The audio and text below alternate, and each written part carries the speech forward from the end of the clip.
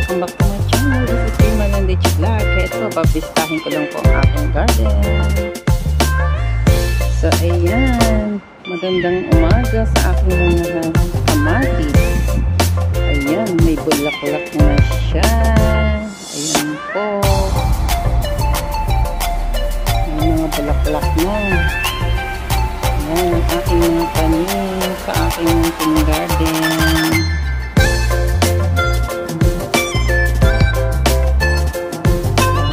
Bago akong nilipat na kamatis. Yan. Buti naman at mabubuhay siya. Kalagay lang siya sa isang maliit na paso. Yan po ang aking pinagkaabalahan ng weekend. Tapos, dito sa paso ko namang empty, may nakapunla naman dyan. Dati may nakatanim din kamatis, kaya lang yung alagang aso namin, kinain niya yung halaman. Kaya hindi makapagpaganda, kinakain niya kasi. Bagong lipat kasi yung iba. Tapos yung aking kangkong, at saka yung talbosa na kamote, hindi pa rin siya nag-grow. Kaya ang ginawa ko, pinagpuputulan ko. Kaya ayun na lang siya. Nakikita ninyo. Hindi na siya malago.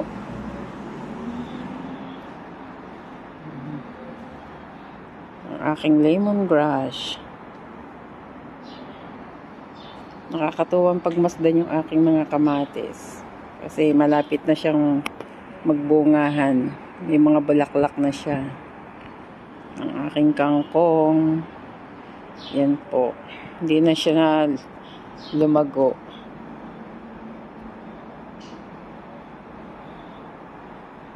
Ayan. Tapos yung aking ibang mga palamuti sa garden. Ayan. Pinagpuputulan ko na din kasi nakahapay na siya pababa sa lupa. Kaya ang ginawa ko, pinutol ko para sa pataas siya. Ayan. Ang aking bonggabilya. Ayan po siya. Palamuti ng aking garden. Ito okay. Nagat na rin ang aming alagang aso. Yan oh. Pinagkakagat niya.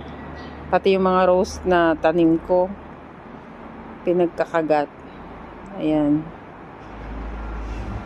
Yung aking malunggay, hindi pa rin siya lumalago. Yung lupa kasi dito sa loob ng garden na ito, na tinataniman ko, hindi siya maganda. Kasi siguro madaming ugat gawa ng ipil. Kasi itong puno ng ipil na yan, kinakain niya yung buo ng sa lupa, yung ugat niya. Ito pa yung aking bonggabilya na palamuti, para naman kahit pa paano may nakikitang kulay sa aking garden. Ayan siya, libangan lang po. Ayan pa. Ayan pa yung isang dahon ng isang puno ng ng kamote, malago na siya. Hindi ko siya pinutulan. Pataas naman kasi siya. Kaya okay lang. Tapos yan. Yung aking cactus, hindi pa rin siya gaano lumalaki. May tanim din ako ng sibuyas. Yan po. Nasa loob. Pagka kailangan namin ng dahon ng sibuyas, pumuputol na lang. Yung aking aloe vera. Marami akong tanim na aloe vera. Maganda daw kasi yung aloe vera sa paligid, sa bahay. Kaya ayan. Yan lang po ang aking munting garden na pinagkakaabalahan kapag yung may oras ako. Ito kasi yung puno ng ipil, napakataas na. Makikita nyo yan oh. Yan po, ang puno niya malaki na. Kaya yung ugat niya malaki. Kumbaga yung lupa, nakuha niya yung taba. So, papaano guys? Yan lang po ang aking balita ngayong umaga. Yan ang aking munting garden. Sana tuloy-tuloy na yung kanyang mga bulaklak at makapag-harvest ulit. ko. Ayan na po.